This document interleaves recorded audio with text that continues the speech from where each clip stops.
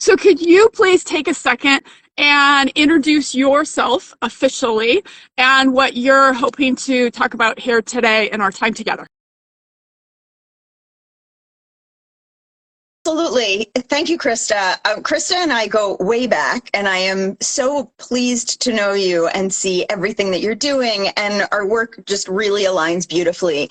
I am a yoga therapist and a yoga researcher, and the focus of my work in both of those arenas is understanding the role of yoga in supporting the management of arthritis and chronic pain conditions. And when I say arthritis, that's an umbrella for over 100 different disease diagnoses that have some similarities and some differences, and yoga is relevant to all of them in slightly different ways. And for each disease, and similarly for each individual person, because no two people with any condition are the same. Yoga and yoga therapy being a whole person practice and frankly way of living, we're not just talking about the physical postures, although that is certainly part of it, but another way that our work aligns, Christa, is that at Yoga for Arthritis, we really look at the whole package of yoga practices, including the mental practices, lifestyle, applied philosophy, breathing, ways of being in the world, all of which matter for arthritis conditions that are whole person conditions that affect more than just your joints. And so it's really a nice alignment. So on this day of Arthritis Awareness Month and Lupus Awareness Month and Mental Health Awareness Month, it really makes sense for us to be talking about the whole person practice of yoga, meeting the whole person experience of arthritis, lupus, and other conditions.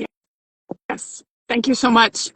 And it is in that capacity, as Steffany described, is how I initially met her. So kind of what I bring to the conversation, yes, the water, most people are seeing that, but I also live with 5 kinds of arthritis. And that was really what drove me to seek out additional training in working specifically with people for arthritis. Is how I found Steffany and then proceeded to work for her and become a mentor in her program. So because of my lived experience with arthritis, I'm very passionate about helping people access the teachings of yoga, whether it's on land or my specialty in the pool. And that's what we're going to talk about today. So Steffany and I thought it would be really fun to give you some practical examples of how this plays out. So I'll go first. So we do a little swatch here. And we thought we'd talk about chair pose because it is very relevant to everybody listening, because odds are you're sitting in a chair too. So it means you can even have the potential to join us.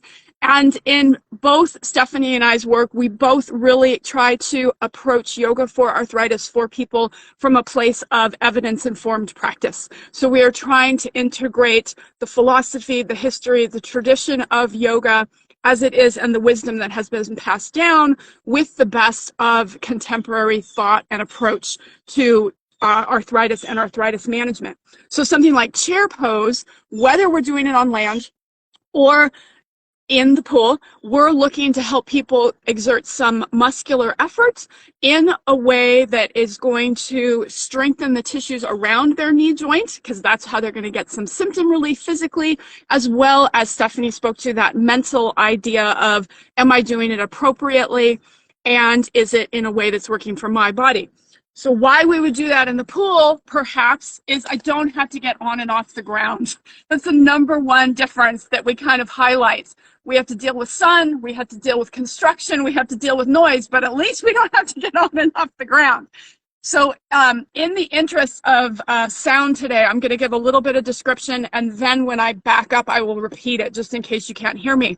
But I'm going to use one pull noodle to be able to apply a little extra muscular effort. I'm going to slide it behind my knees, and then I'm going to bend my knees and come down into a chair pose, and it's this buoyant noodle that's going to require a little bit of extra effort and help me build muscle mass a little stronger. I'm going to do it from the side because you're going to see that a little better. Without the noodle, It's simply bending the knees and sinking into chair pose. Why I'm using the noodle is, again, to have that little bit more muscular effort. So I have to slide it behind me, use my hands to hook it behind my knees, and then bend down. I'm going to pivot so you can see it from the front. So this idea of keeping it right for me, I need to check in with my knees, make sure I'm not having any discomfort there. For example, if I knocked my knees together, might not be the best choice for me.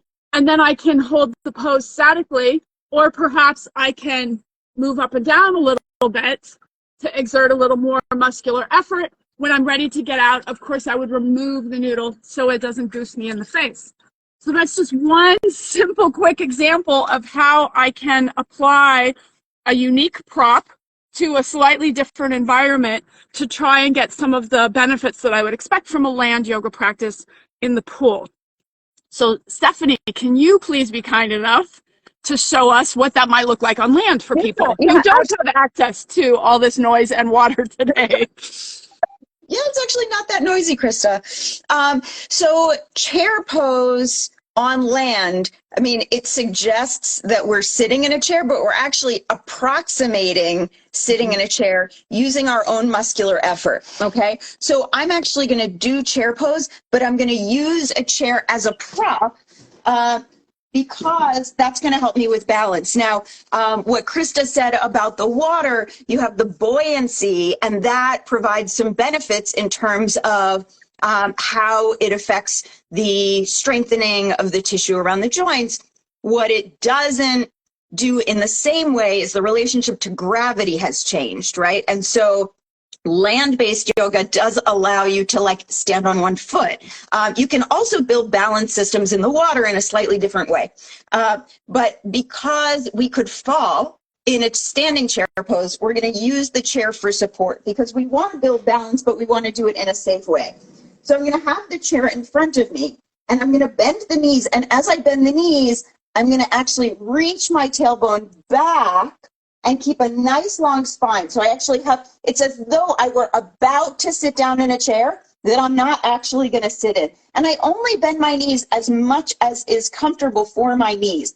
Something that happens as I bend when I'm standing here holding the chair is that my knees are starting to go past my ankles. And that can be a lot of pressure for the knees, which is one way that the water is helpful because you don't have so much pressure.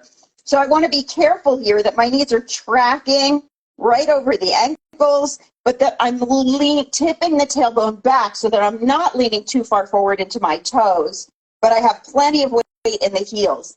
Roll the shoulders back and down, lengthen the spine. And now, if I feel stable, I can play with extending an arm. Now, depending on what's going on with your shoulders, that may be up alongside your ear, it may be out to the side, it may be hand on the hip. And if anybody can't see, Steffany has her hands on the head of a chair, the back of a chair right now. It's kind of cutting you off right on the screen, Steffany. Yeah, okay. Just in case anybody can't see. Yeah, that's better. Thank you. So from here, I can play with just lifting my fingers off the chair for a moment at a time, or I can extend the arm if I feel comfortable doing so. And this is going to feel like a lot of sensation going on in the thighs because I'm really working these muscles. And as Christa said, as I'm doing that, I'm strengthening the tissue around the joint, which is going to help to stabilize it. It is going to improve symptoms like pain, but it's also going to slow the progression of the arthritis by creating some stability that I'm losing with the loss of connective tissue. Yes. So I stay here for a few breaths, make sure that I can breathe fully and deeply, which is part of yoga. And then to come out of it, hold on to the chair again. Lengthen up, shake out the legs. If there's any discomfort in the low back, I may want to take a little twist. And if that still is uncomfortable for the knees, another way that you can try chair pose is actually against a wall, which I'm not going to show you, but just to give you an idea, you can stand against a wall, walk your feet out, and then slide down the wall, which is far more stable because you have the wall to lean on, but also allows you to step your feet further out so that there's less pressure in the knees. Yes. And we should say that chair pose translates as fierce pose. So that example of you just gave of doing it on the wall, that's something that if anybody here, it's past the season, but you might have practiced this during ski season, because that's a real exercise that they give skiers, because it is very fierce. It builds that musculature in your legs, as well as helps you build that confidence in terms of fierce. Right. It's like, yes, I've got this, right? So we gave you some examples of using the wall, using the chair, using the water, so that you can do it safely and comfortably for you and get the benefits without those risks physically or emotionally that you might have experienced in a yoga class that was not appropriate for you when you live with arthritis. Yeah, and I think that's also something to be aware of when we're thinking about safety in yoga practice. We want to think about what is going to keep me physically safe in this pose. I want to make sure that I'm stable, that I'm not going to fall, that I'm not going to drown. But what also is going to make sure that I am mentally and emotionally safe, that I'm not feeling like this is too risky. And we want to find a balance between challenging ourselves so we grow, so we build resilience, which is absolutely essential for arthritis management, but also knowing how to set a boundary, which applies to not only our yoga practice, but in our life. When is this feeling unsafe for me, physically, mentally, or emotionally? Mm-hmm. Excellent.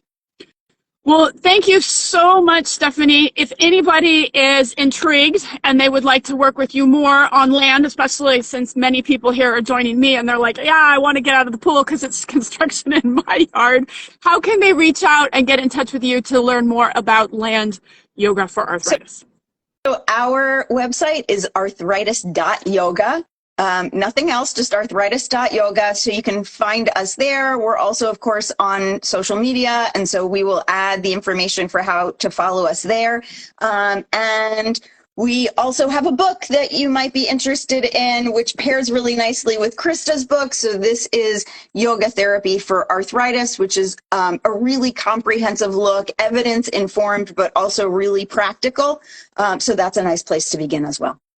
Excellent. Thank you.